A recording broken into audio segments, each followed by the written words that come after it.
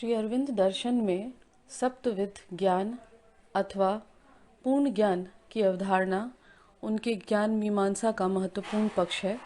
यह न केवल श्री अरविंद दर्शन में ज्ञान मीमांसा को बताता है, बल्कि उनके समस्त दर्शन का एक महत्वपूर्ण तत्व मीमांसीय आधार है। अतः इस सप्तविध ज्ञान अथवा ऐक्य और पूर्ण ज्ञान की विवेचना अपने आप में महत्वपूर्ण है।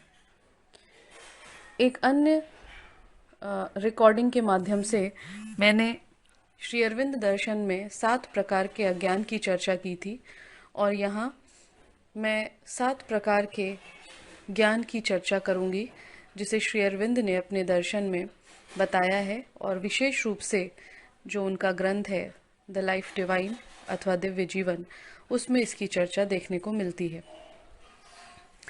श्री अरविंद मानते हैं कि जिन 7 प्रकार के अज्ञानता की बात उन्होंने की है, उसे केवल और केवल समग्र ज्ञान द्वारा दूर किया जा सकता है। समग्र ज्ञान या पूर्ण ज्ञान अपने आप में 7 प्रकार के ज्ञान को समाहित किए हुए है। ये 7 प्रकार के ज्ञान क्या हैं, इन्हें हम क्रमशः समझने का प्रयास करेंगे। जो पहले प्रकार का ज्ञान है वह है निरपेक्ष ब्रह्म का ज्ञान, और यह ज्ञान कि वह समस्त पदार्थों का मूल कारण है।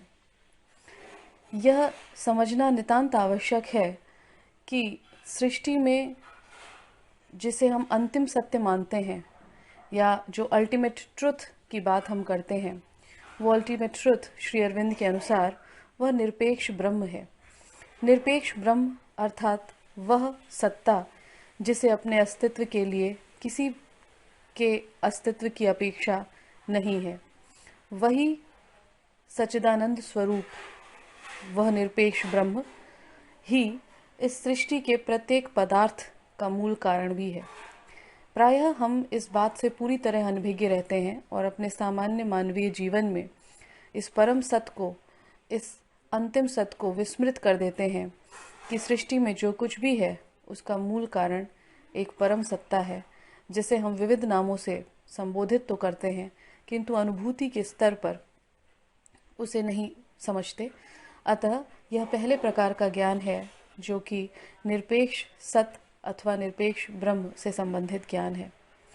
इसी क्रम में श्री अरविंद आत्मा, ब्रह्म, सत्पुरुष के ज्ञान की बात करते हैं और इस ज्ञान की बात करते हैं कि विश्व उस आत्मा की ही संभूति है, सत्पुरुष की संभूति है अथवा ब्रह्म की ही अभिव्यक्ति है।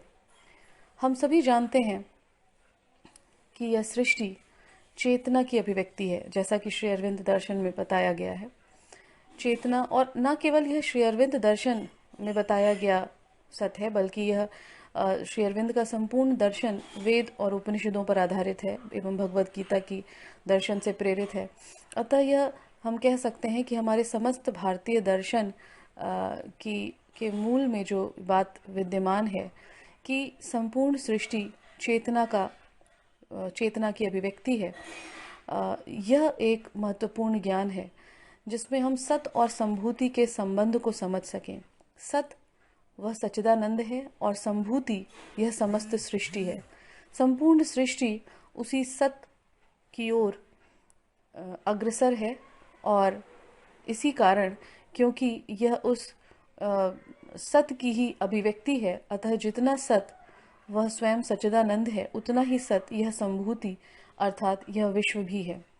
प्रायः अन्य दर्शनों में सत और संभूति में से किसी एक को ही वास्तविक मानकर, किसी एक को ही अवश्यंभावी मानकर संपूर्ण दर्शन को उस पर आधारित किया जाता है। लेकिन श्री अरविंद इस प्रकार के एकांकी दर्शन में विश्वास नहीं करते। उनका मानना है कि ब्रह्म या निरपेक्ष सत्ता जो है वह तो सत है ही, क्योंकि यह सृष्टि उसी की संभूति है, अतः यह सृष्टि भी उतना ही सत है। जो तीसरे प्रकार का ज्ञान है वह है विश्व के संबंध में ज्ञान। यह ज्ञान कि यह विश्व हमारे सच्चे आत्मा की चेतना में हमारे साथ एक है, और ऐसा जानकर अहंकार भाव अथवा पृथक भाव को अपने जीवन से हटा देना, यह भी ज्ञान का एक महत्वपूर्ण प्रकार है। श्री अरविंद दर्शन में हम लोगों ने पहले भी पढ़ा है। इनफैक्ट श्री अरविंद की जो पुस्तक है लाइफ डिवाइन, उसका जो पहला चैप्टर है वही इस बात पर मुख्य रूप से केंद्रित है कि किस तरह श्री अरविंद बताते हैं कि हमें सत्य को समझने के लिए ना तो जड़ का निषेध करने की आवश्यकता है और ना ही आत्मा का निषेध करने की आवश्यकता है। जबकि हम देखें तो प्रायः समस्त भारतीय और जो पाश्चात्य ज्ञान विधा है वो एकांगी रूप से या तो जड़ को सत्य मानता है अथवा आत्मा को सत्य मानता है। लेकिन श्री अरविंद का मानना है कि यह जो विश्व है, जो जो जो जिस विश्व के अंदर हम सब विद्यमान हैं, उसमें जड़, प्राण और मन की अभिव्यक्ति हम देखते हैं। यह संपूर्ण की सृष्टि जो है, यह संपूर्ण विश्व जो है, वह आत्मा से पृथक नहीं है, बल्कि आत्मा और जड़ एक ही सत्य के दो सिरे हैं और जितना सत्य आत्मा है उतना ही सत्य जड़ भी है।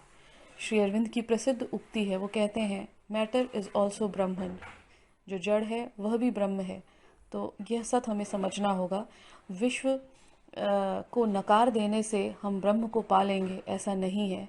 उस ब्रह्म को इस विश्व के अंदर ही पाना है, क्योंकि यह विश्व भी उस ब्रह्म से पृथक या उसके अतिरिक्त नहीं है। जो चौथे प्रकार का ज्ञान है वह है चैत्य तत्व या साइकिक एंटिटी का ज्ञान, और यह ज्ञान कि वह चैत्य तत्व मृत्यु और पार्थिव सत्ता से परे काल के अंदर सदा सदा अमर रहता है, जिसे हम प्रायः करके आत्मा के नाम से संबोधित करते हैं। श्री अरविंद दर्शन में उसे चैत्य तत्व कहा गया है। हम अपने इस चैत्य तत्व या आत्मा के प्रति सर्वाधिक अनभिज्ञ हैं और उससे विमुख रहते हैं, पूरे जीवन पर्यंत विमुख रहते हैं। जबकि हमें समझना चाहिए कि हमारे अस्तित्व के विभिन्न स्तरों पर चेतना के रूप में जो आत्म तत्व विद्यमान है वह इस शरीर से पृथक है और काल के अंदर वो सदा सदा विद्यमान है, उसे कभी नष्ट नहीं किया जा सकता। भगवत गीता में हमने ये पढ़ा है कि आत्मा वह है जिसे न जलाया जा सकता है, न मारा जा सकता है, जो कल भी थी, आज भी है और हमेशा रहेगी। तो अपने अंदर विद्यमान उस आत्म तत्व को सदैव स्मरण में रखना या उसके प्रति और उसके माध्यम से ही जीवन जीने का प्रयास करना, यह ज्ञान का एक महत्वपूर्ण प्रकार है। अतः अपनी चैत्य सत्ता को जानना और उसके स्तर पर जीवन जीना, यह पूर्ण ज्ञान के अंदर ज्ञान का एक विशेष प्रकार है। पुनः अपनी ऊपरी तलीय सत्ता के पीछे विद्यमान अपनी महत्तर और आंतरिक सत्ता का ज्ञान भी ज्ञान का एक महत्वपूर्ण रूप है। श्री अरविंद का मानना है कि मनुष्य का अस्तित्व केवल वह नहीं है जितना वह बाहरी रूप से दिखता है।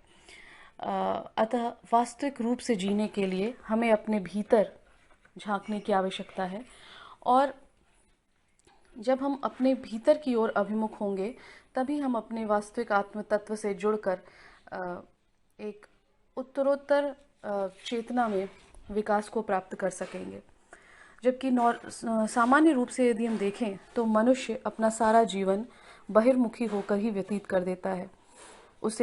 उसकी बुद्धि यदि उसे जीवन में संतुष्टि और जैसे या शांति और सुरक्षा जैसे महत्वपूर्ण तत्वों की ओर प्रेरित भी करती है, तो भी मनुष्य इन चीज़ों को बाहर की दुनिया में ढूंढने का प्रयास करता है।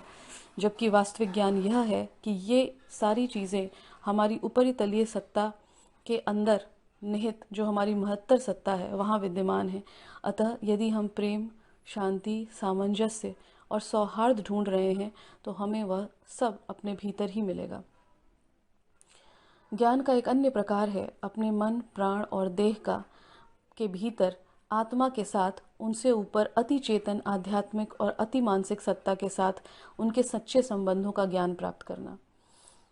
जैसा कि हम सब जानते हैं, श्री अरविंद दर्शन में जो चेतना है वह जड़, प्राण और मन तक सीमित नहीं है, बल्कि मन से भी ऊपर चेतना की अवस्थाएं हैं, जिसे अति मन, सत, चित और आनंद कहा गया है। अतः अपने आत्म तत्व की ओर अभिमुख होकर आत्मा से अपने वास्तविक संबंध को प्राप्त करके और जो चेतना के उच्च गोलार्ध में जो चेतना की अभिव्यक्तियां हैं उनके साथ अपने वास्तविक संबंध को अनुभूत करना और उनके साथ अपने वास्तविक संबंध को प्राप्त करना, यह छठे प्रकार का ज्ञान है, जिसे पूर्ण ज्ञान में जिसका महत्वपूर्ण जिसकी महत्वपूर्ण भूमिका है। और अंत में यह ज्ञान कि हमारे सभी विचार, हमारी इच्छाएं, कर्मों का जो वास्तविक सामंजस्य है और उसका जो वास्तविक उपयोग है वह क्या है, और किस प्रकार हम अपनी संपूर्ण प्रकृति अपने समग्र आध्यात्म तत्व के सत्य की सचेतन अभिव्यक्ति के रूप में हम उसे परिवर्तित कर सकते हैं।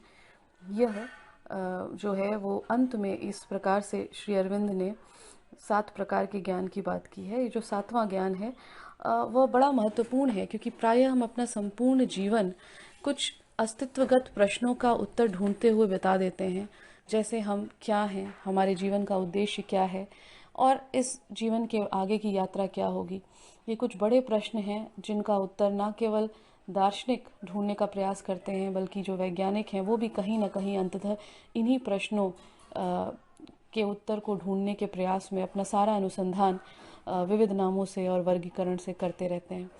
तो हमें ये समझने की आवश्यकता है कि हमारे जो विचार हैं, हमारी जो इच्छाएं हैं और हमारे जो कर्म हैं, उनका वास्तविक लक्ष्य क्या होना चाहिए, उनका सच्चा उपयोग क्या है, और किस तरह हम अपनी संपूर्ण प्रकृति को, जो कि आत्मा या आध्यात्म से प्रेरित प्रकृति है, ब्रह्म से प्रेरित प्रकृति है, उस संपूर्ण प्रकृति को हम किस प्रकार एक सचेतन रूप से अभिव्यक्त कर सकें, और एक जिसको कहते हैं कि इस भौतिक संसार में रहते हुए किस प्रकार उस अध्यात्म तत्व का अवतरण कर सकेंगे, और जिससे कि एक दिव्य जीवन जीने में हम सक्षम हो सकें।